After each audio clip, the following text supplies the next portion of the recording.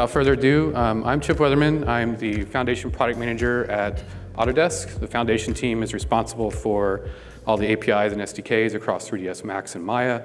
Additionally, I also work with other internal teams, like that's how I met with Bruno and this partnership that we're doing with Microsoft. There's been a lot of controversy around machine learning and AI and how it could potentially take away jobs from artists.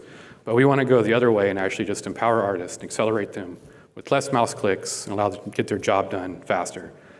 I've been in this industry for over 20 years, and this interaction model has not changed, regardless of application, regardless of industry.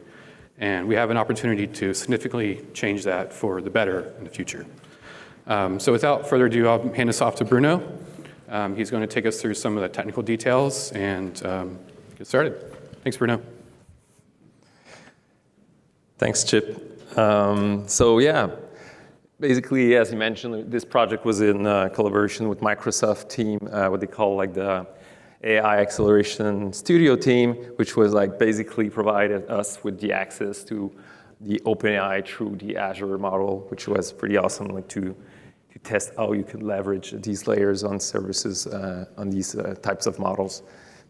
And yeah, a brief background of the agenda for this talk. So I'm gonna like give you a very brief background overview of what are the actual inspirations for this project and where we stand towards like all the generative era like in AI.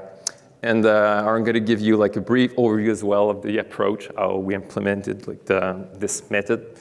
And of course, we're gonna pass through like data and experimentations we did to make that happen. We're gonna have a brief demo, a recording of like the plugin in action directly in Maya. And finally, we're gonna announce like the release, or actually like the private beta we're gonna have and future scopes where we're gonna kind of like improve what we have right now. So a very brief background, probably a lot of these concepts are very not new for a lot of people, but our goal is to leverage what we call the natural language processing to better understand, like how you express things to create content, especially in Maya in this case. So, of course, these models are not new, like GPT 3, 3.5, and now 4 are leveraging, like the text-based approaches to, create or generate code or generate text. And you also have like the derived models from these. They call it multi-modality, so basically combining different data structure to better understand, how to connect them, like image to text or text to videos or sequences or sketches, which is now possible through these models. And of course, closer to our projects is more Codex, which is, as opposed to GPT, trained and purposed to generate code. So this is where we're looking into combining natural language with code generation for Maya in this case. And where we stand with Maya Assist, actually Maya Codex is what we call internally this project, and Maya Assist is the plugin that will be released in the private beta. So we lie in between DALL-E and Codex. So basically, our goal is to leverage natural language processing with code generation for content creation and interaction in Maya. So the motivation behind this is naturally, like make these tools more intuitive, so you don't have to be an expert to use them. Of course, we wanted to integrate a learning process throughout using that kind of feature. So using our plugin, you can always see the generated code being produced by these models, so you can learn scripting using the API in Maya as well, using that kind of model. And of course, automation is like an obvious one, since you want to use scripting like to automate tedious tasks or repetitive tasks as well. So this is a very, very high-level overview of how we did it. So we have a plugin in Maya. That plugin is calling out what we call the Maya Assist service layer. Basically, that layer, if we can deep dive into it, is where we connect with the OpenAI model and where we're looking into having a response to generate that code from it. So this was graciously provided by the AI Acceleration Studio team from Microsoft. Actually, this is the whole pipeline of how we use, evaluate, and update the model being used to infer the code from this plugin. So basically, we have like the user prompt that are used to generate like samples that will be actually like parsed by our inference and feedback services, and that will be used to create a data set where we're going to use like different, I would say, variations of that data set, like to make a few experiments and see where we make progress and where we can like evaluate some metrics to make sure that we're getting like, in the right directions with these models. So once we're satisfied with different experiments with these, we can use our pipeline through Azure to promote and actually upstage the current model in place. So it is transparent to the user that there's actually an updated model being used for the inference system here. And yeah, through that service, basically what is returned is the code generated by Azure OpenAI. So the code in that case is the code in Python using the Maya API. So basically to control the UI and also to create content. So this is a very simple use case. Basically, a user types in add a cube to the scene. The return, what is actually returned from that plugin is the command to generate that geometry. So basically here is the polycube command. Then the follow-up action could be like, okay, rotate that cube 45 degrees along the x-axis, and then like go on. And iteratively, you will have like the right command with the proper values and referring to the right object.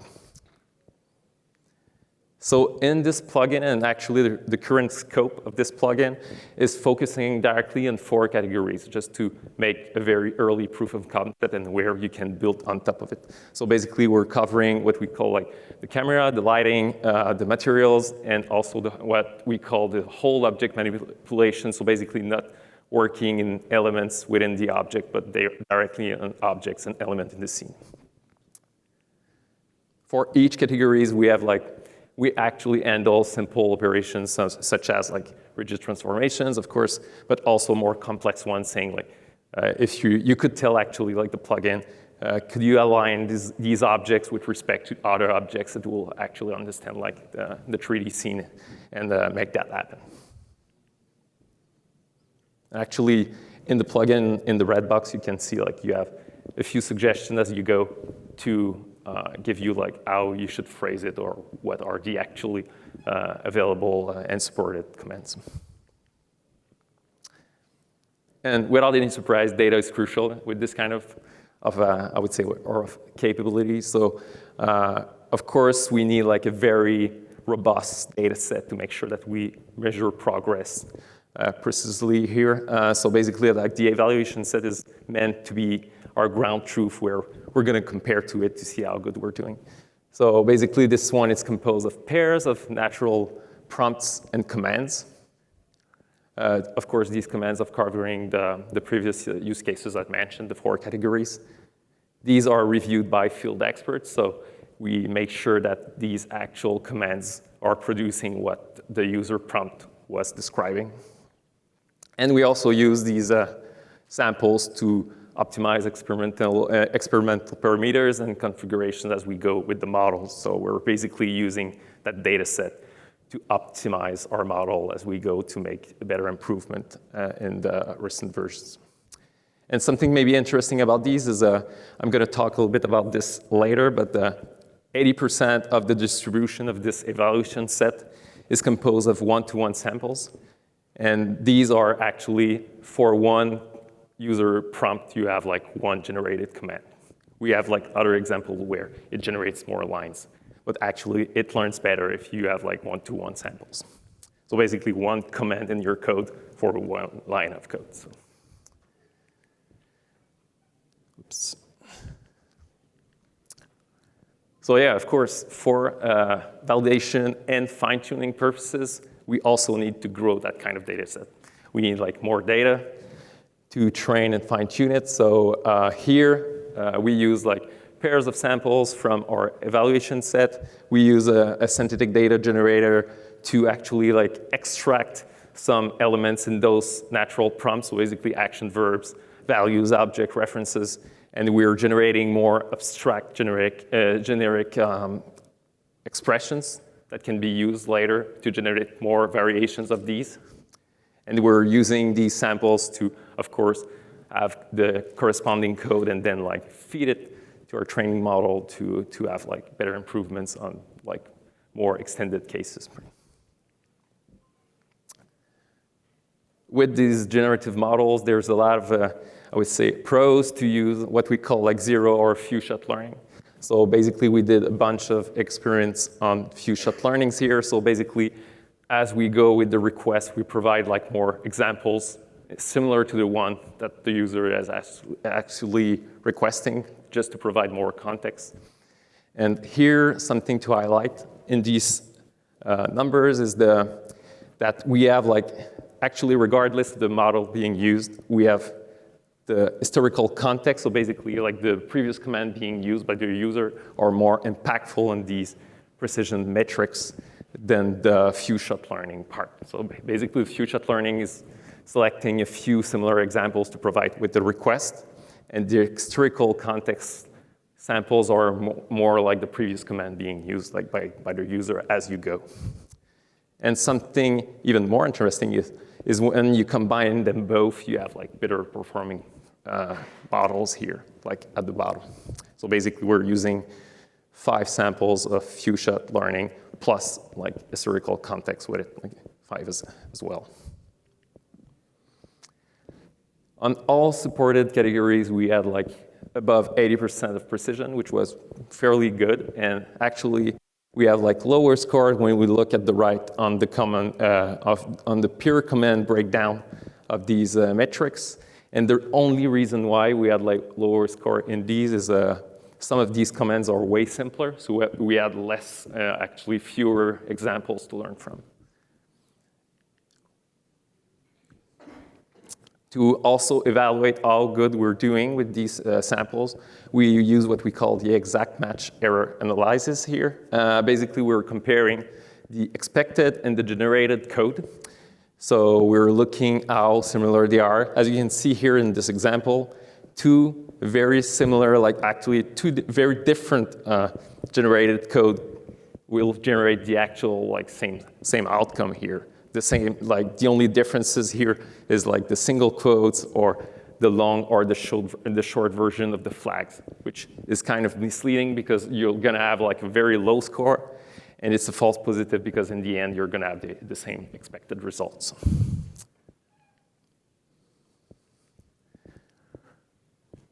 And yeah, of course, because we're using few-shot learning, we need like to have a classifier to kind of identify which are the closest samples in our bank, like to provide as a, I would say, as a guidance to our model.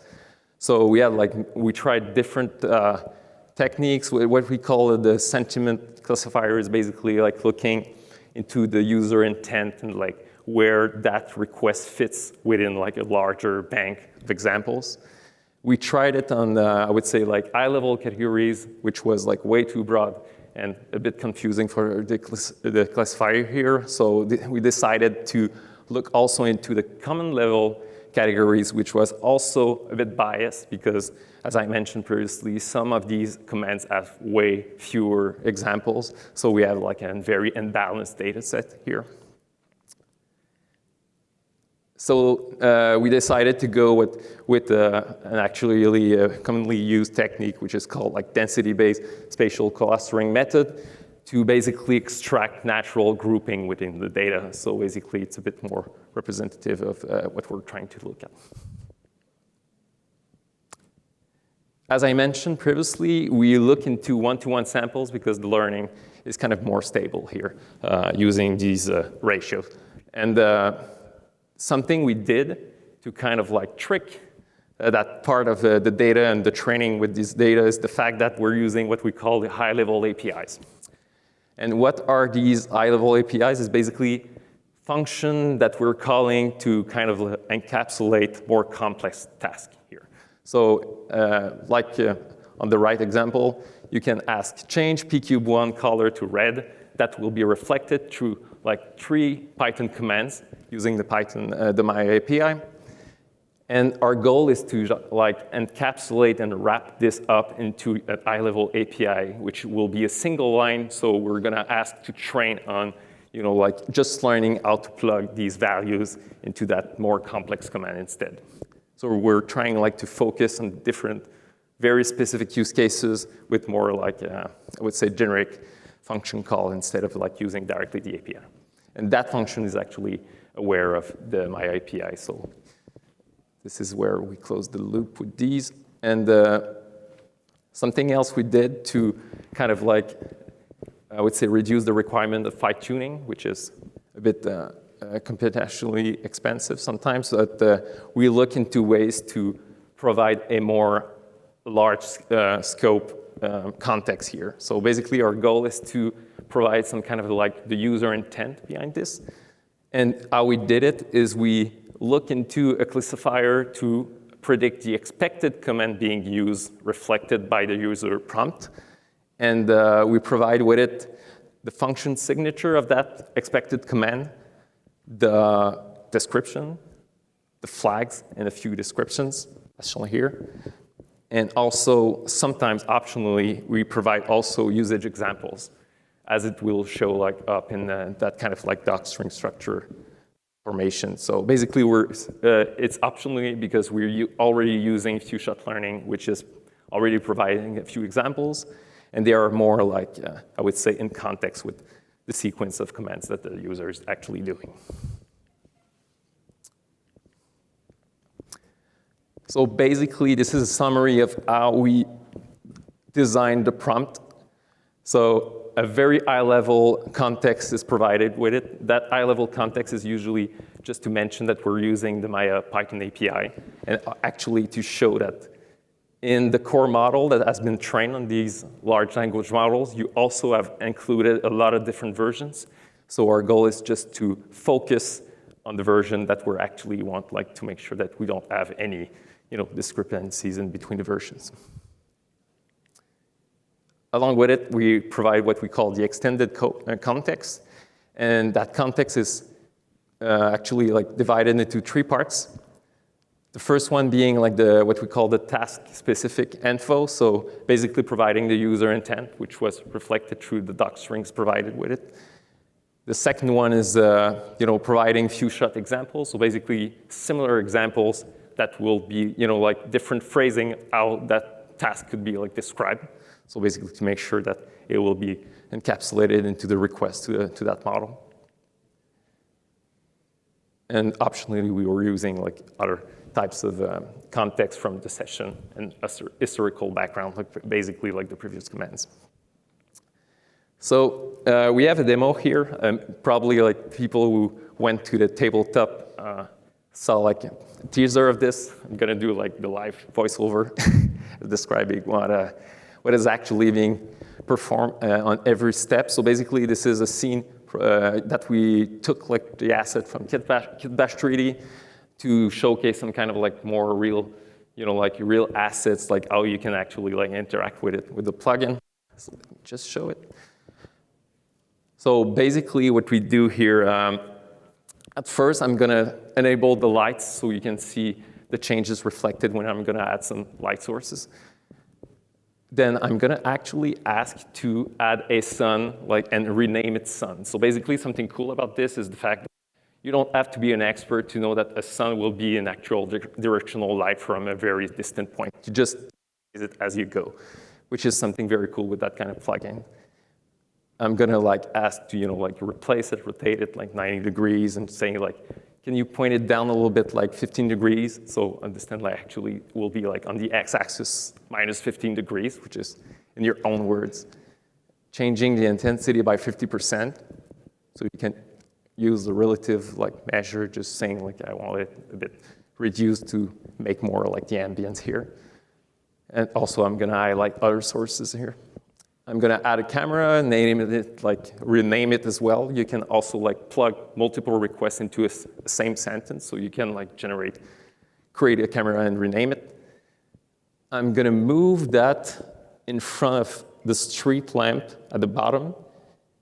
Just saying move the camera in front of the street lamp. It actually knows where that is that position, so that actually multiple lines just to create that. And now I believe I'm gonna ask to point that toward that front facade structure here, just to actually apply a constraint on that object. And of course, let's look through that camera to see like what is the actual point of view. Okay, it looks fine. So I'm gonna like ask to hide the street lamp because it seems like a bit out of place for now. Just hide the street lamp. And okay, I'm gonna ask like move it back a little bit.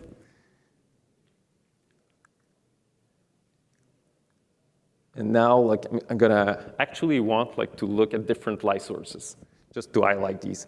So you see like those lamps on the wall.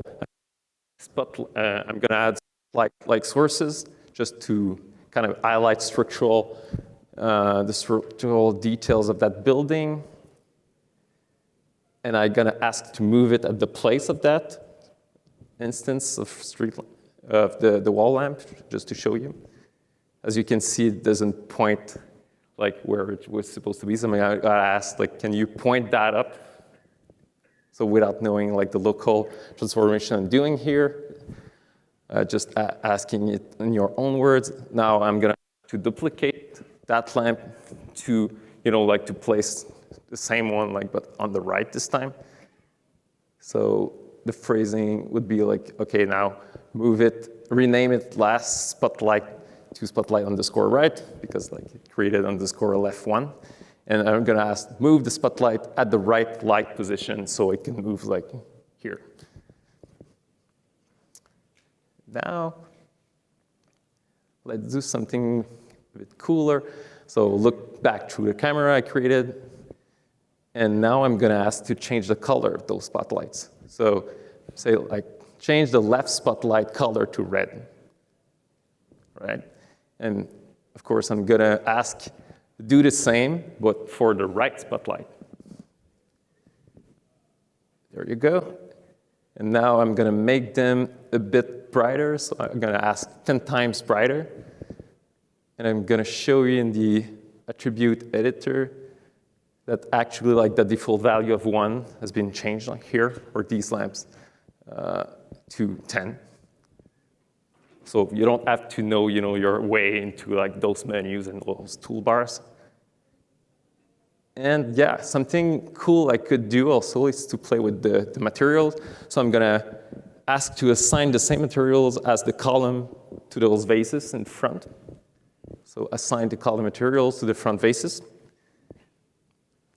There you go.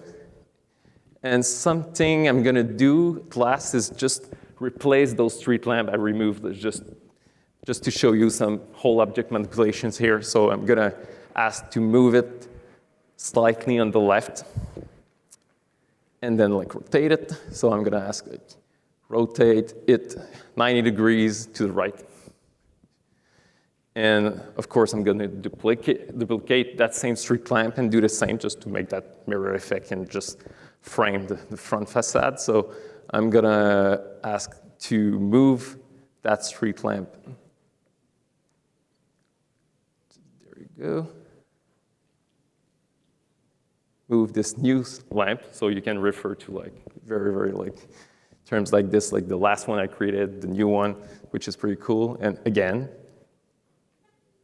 which is like the same number of units you just move.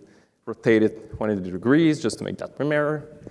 And there you go. You can, as you can see, like you can also, that could be applied like for technical directors just wanting like to make very small changes on very complex scene, or you could also be a very inexperienced user, try to learn these and also see the code generated by our plugin and learn to script this instead of just using our plugin or just learning how to use the Python API. So those are the options. And as future work, of course, we're looking into the problem with these models, especially the text-based one, and GPT-4 is actually being introduced to, like offer another option with these is the fact that they don't have an actual understanding of the 3D world, and in this case, the scene. So our goal is to use those kind of multi-modalities to introduce, like some other structure like being represented by USD to better understand, that hierarchy, that there is actually like the presence of these objects in the scene with respect to each other, and so on.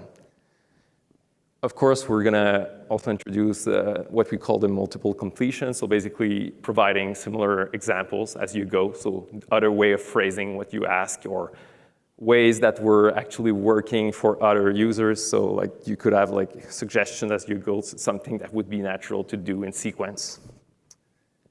And yeah, prompt auto-completion would be something natural since we've been using at first Codex and now we're using GPT 3.5 Turbo. So like you can, as you type in, have suggestions or like how you should phrase it like to have better results. And for now, like these scopes, as I mentioned previously, we're kind of like including camera lighting, object manipulations, and materials, but we look into in future scopes to extend to, of course, rendering. We already have like some examples that are pretty working, saying like, I would like in that rendering, smoother, soft shadows, and you will see as you go iteratively some reflected in your like rendering viewport. So that's something very useful. And of course, like UIs and layouts are usually pretty hard like to get your grasp on like in these, because you have like so many menus, so many toolbars. So we can control them directly using that kind of tech. And of course, and hopefully animation and modeling would be awesome, like to introduce some basic features to help retargeting, like skeleton for animation, or doing like more like high-level modeling stuff. And something pretty cool is actually we have a private beta that has been announced, and it will actually like support, like the capabilities of camera lighting, materials, and whole object manipulations. This will open on April 5th, so you can subscribe. Please talk to Chip or me, like we're gonna be at the right down the hall on the corner, like at the tabletop of Autodesk, so if you want to jump in, we can like just take a picture of your badge and we could invite you. So that would be very, very awesome, like just to have more feedback on this. And yeah, that's it. Thanks.